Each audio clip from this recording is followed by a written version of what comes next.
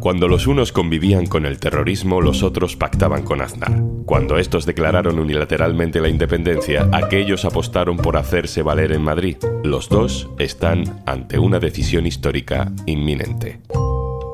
Soy Juan Luis Sánchez. Hoy en Un Tema al Día, los nacionalismos cruzados de Euskadi y Cataluña.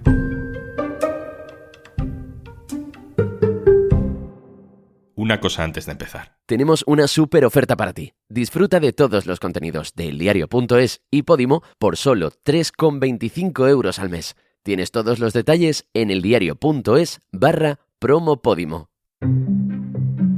Primavera de elecciones. Dos territorios con una enorme carga política, por la historia y por el momento que atraviesan, celebran comicios autonómicos en las próximas semanas. Primero llega Euskadi, este mismo domingo, 21 de abril, y luego, en mayo, será turno de las elecciones en Cataluña. Euskadi y Cataluña, dos realidades atravesadas por una tensión no resuelta. El nacionalismo, el independentismo, el soberanismo, se le dan diferentes nombres según los matices del contexto en cada momento. Los nacionalismos en el País Vasco y en Cataluña llevan décadas mirándose de reojo, pero en vez de desarrollar estrategias conjuntas, parecen más bien destinados a cruzarse, a bailar ritmos diferentes en el debate político en España. Vamos a analizarlo y vamos a ver si esto puede empezar a cambiar. Con Arturo Puente, del Diario.es en Cataluña. Hola, compañero. Hola, Juanlu, ¿cómo estás? Arturo, tú has observado de cerca la historia reciente de los nacionalismos en Euskadi y en Cataluña. Escribías hace poco un artículo donde hablabas de la vasquitis del independentismo catalán. Explícanos eso. Sí, en Cataluña ha habido eso que le hemos llamado vasquitis prácticamente desde el inicio de la democracia y a lo mejor incluso desde antes. El primer termómetro que podemos poner es en las elecciones europeas del año 87, porque es la primera vez que hay circunscripción única y cualquier ciudadano de todo el territorio español puede votar a cualquier partido de los que se presentan. Bueno, pues en el año 87, 40.000 catalanes votaron a Herri Batasuna. Es curioso porque además justo en ese año y unos pocos meses después de esas elecciones ocurrió el atentado de Hipercor, lo cual hizo que muchísima gente se arrepintiera de su voto. A las siguientes elecciones hubo ya prácticamente un voto a Herri Batasuna residual y siempre se ha achacado a que fue por eso, ¿no? Porque el atentado de Hipercor hizo mucho daño en el sentir catalán, ¿no? Y en como en la opinión pública catalana. En Cataluña se escuchaba música vasca, del rock radical vasco, sigue en los años 2000 y de hecho yo creo que incluso hoy en día podemos rastrear cierta vasquitis en la estética, en los referentes, ¿no? En la izquierda independentista catalana más clásica correspondiente a sectores parecidos a la CUP. El origen histórico de los nacionalismos vasco y catalán antes de esta democracia, antes de la dictadura incluso, son muy diferentes. Supongo que por eso, Arturo, cada uno ha operado por libre, pero siempre se han mirado. Sí, siempre se han mirado, los nacionalismos, es normal, los nacionalismos periféricos del Estado español, incluyendo aquí al gallego, siempre se han mirado y tienen relaciones desde la primera Galeusca. La primera Galeusca fue la que llamaron Triple Alianza y viene del año 23, cumplió hace muy poco su primer centenario, ¿no? Y después ha habido varias reediciones de aquel pacto, ¿no? Pero es muy curioso porque las dinámicas han sido completamente diferentes. Los años de plomo de Euskadi, ¿no? Con una ETA muy activa y con un independentismo radical vasco que, bueno, que obtenía cuotas electorales amplias y tenía bastante apoyo en algunas zonas de Euskadi y también de Navarra. El independentismo catalán, ¿no? Durante los años 80, 90, primeros 2000 era minoritario, más bien, evidentemente existía Pujol, pero Pujol no era en ningún caso un tipo al que la gente le viera como independentista. A partir del año 2011 la tortilla se da la vuelta, ¿no? En cierta medida. ¿Qué pasa en el País Vasco? En el País Vasco empieza la desaparición de ETA, bueno, el fracaso del Plan Ibarretxe, que lleva a que el PNV abandone un poco las ideas más soberanistas. Si se decide dar un portazo, lo que haré es simplemente cumplir mi palabra, seguir adelante, trasladarle la palabra al pueblo. ¿Para qué? Para que todos veamos el clamor con que la sociedad vasca manifestará que es necesario buscar una salida negociada para encontrar un modelo de relación amable entre Euskadi y España para el siglo XXI. Mientras tanto, lo que está pasando en Cataluña es una aceleración, un crecimiento muy rápido del sentimiento independentista que pasa en muy pocos años, del 15 se dobla al 30, después alcanza el 40 y algo, está a punto de, depende cómo lo preguntes y en qué encuesta lo preguntes, está a punto de superar el 50%. Lo que pasa en aquel momento es que hay cierta catalanitis, es decir, vascos, ¿no? Sobre todo el independentismo vasco, que miran hacia Cataluña como diciendo, madre mía, esto es lo que nosotros queríamos. Ellos lo están consiguiendo o están mucho más cerca de lo que hemos estado nunca nosotros, ¿no? Utilizando las vías pacíficas absolutamente, con manifestaciones, con marchas, ¿no? A través de iniciativas parlamentarias, porque en todas las manifestaciones había muchísimos vascos, autobuses que venían del País Vasco, gente que estaba desde los días anteriores. Ese sentimiento existía. El procés tiene muchos componentes y uno de ellos es la sensación de omnipotencia, ¿no? Nosotros podemos hacer lo que queramos o con ser mayoría solamente en Cataluña ya nos vale para hacer lo que nosotros queramos. Seremos lo que queramos ser, era uno de los lemas del independentismo catalán, ¿no? Pero eso hacía que no mirasen hacia el País Vasco. Ese es el momento en el que el independentismo, el soberanismo catalán, a través de sus partidos, llega a declarar unilateralmente la independencia. Es el momento en el que llega la cárcel para algunos políticos. Otros se tienen que ir de España. Bueno, ya sabemos cómo termina todo eso. Ahora, Arturo, ¿dirías que el País Vasco, ese País Vasco sin ETA, vuelve a ser un referente en Cataluña? Sí, claro. Vuelve a mirarse al País Vasco tras el fin del procés porque ya esta vía se ha comprobado intransitable, o al menos en este momento, ¿no? Y por tanto ahora es de, bueno, pues ¿qué podemos hacer ahora? Y el País Vasco vuelve a ser un modelo. Son muy eficaces negociando en Madrid, ¿no? Con los partidos del gobierno. Es decir, venden caro sus votos, para decirlo así, ¿no? Leí en algún medio que los votos del PNV, el sí del PNV, se había dado ya al Partido Socialista. Esto no es así.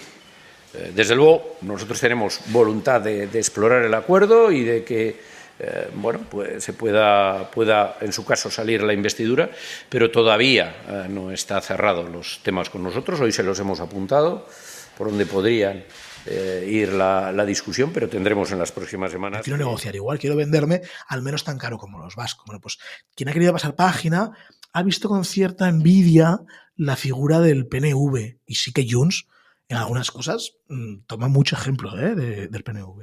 ¿Hay matices ideológicos en esa vasquitis o en esa catalanitis que también se ha dado en este cruce de caminos constante? ¿Hay diferencias, por ejemplo, en cómo lo viven votantes o integrantes de Esquerra y Bildu? Hay una cuestión sobre la relación entre los partidos. A Esquerra Republicana, el hecho de ir de la mano de Bildu y del BNG, ¿no? Sobre todo, pues por ejemplo, ahora las elecciones europeas, y es una alianza a las repúblicas, es una alianza que van haciendo, es una alianza que también más o menos tienen en el Congreso. A Esquerra Republicana le sirve de pretexto o de, en fin, como un buen argumento delante del independentismo más duro en Cataluña, que le dice, oye, tú te has vendido, ¿no? Tú estás pactando con el PSOE y tal. Y ellos pueden mostrarme y decir, bueno, yo no hago otra cosa que lo que hace Bildu, que lo que hace el BNG y lo que hacen todas las izquierdas independentistas / soberanistas responsables en el mundo. Es decir, pactar con quien se puede y mirar hacia la izquierda para conseguir una serie de objetivos en lo social, por un lado, y en lo nacional o en lo territorial, por otro, ¿no? Y en el caso de Junts, Arturo, ¿tú crees que Junts quiere a largo plazo parecerse al PNV? Junts quiere parecerse al PNV cuando negocia y alejarse lo máximo posible cuando llegan las elecciones y tienen que votar, ¿no? Quiere venderle a la gente que ellos van a volver a hacerlo. Entonces, si ellos van a volver a hacerlo, no se parecen al PNV, ¿no? Bueno, cuando decimos van a volver a hacerlo, queremos decir octubre del 2017, ¿no? A Junts le encantaría negociar con la misma pericia técnica que negocia el PNV, al que sea verdad o no, porque esto hay quien lo pone en duda, pero la imagen que proyecta, al menos en Cataluña, es la imagen de ser un partido que es muy capaz de exprimir mucho sus apoyos, ¿no? De sacar mucha rentabilidad a sus votos. Y de hecho, el PNV y Junts, que llevaban un montón de tiempo sin hablar, al menos públicamente, sin relaciones públicas, en los últimos meses han vuelto a acercarse, no solamente con la visita del presidente de Euskadi Buru Batzar, Andoni Ortúzar, a Waterloo, sino que Turull, que es el secretario general, Jordi Turull, que es el secretario general de Junts, ha hecho varias participaciones en actos del PNV y las relaciones se han limado mucho y son buenas. Es imposible hablar de EH Bildu y de sus posibilidades de ganar las elecciones en Euskadi sin mencionar el tema, la relación de la izquierda abertzale con ETA. Esto dijo el candidato de Bildu, Pello Otxandiano, en una entrevista en la cadena SER hace poco. ETA fue un grupo terrorista. ETA fue un grupo armado. Las consideraciones o las denominaciones pueden ser diversas. La violencia del Estado también puede tener diferentes títulos, pero no creo que esa sea tanta la cuestión, ¿no? Ya sabemos que la derecha y también la izquierda, digamos, estatal, sobre todo esta semana, insisten mucho en vincular a Bildu con ETA o en pedirle a Bildu que condene a ETA cada 5 minutos. A mí me sorprende que el candidato de EH Bildu sea menos contundente sobre ETA de lo que ya ha sido varias veces el propio Arnaldo Otegi, pero no te quiero preguntar sobre eso, Arturo. Lo que te quiero preguntar es si esto sigue siendo relevante en la percepción que los independentistas, los propios independentistas, tienen sobre el independentismo o el futuro del independentismo. Yo tengo muchas dudas sobre si esto tiene incidencia o no en los apoyos de Bildu. Tengo dudas, pero eso nos acompaña que en este caso deja ver, ¿no?, unas costuras de un candidato que pensábamos que había superado esta cuestión. Porque yo creo que en el País Vasco este debate está bastante cerrado. Seguro que hay muchas cicatrices y muchas heridas, estoy convencido de ello.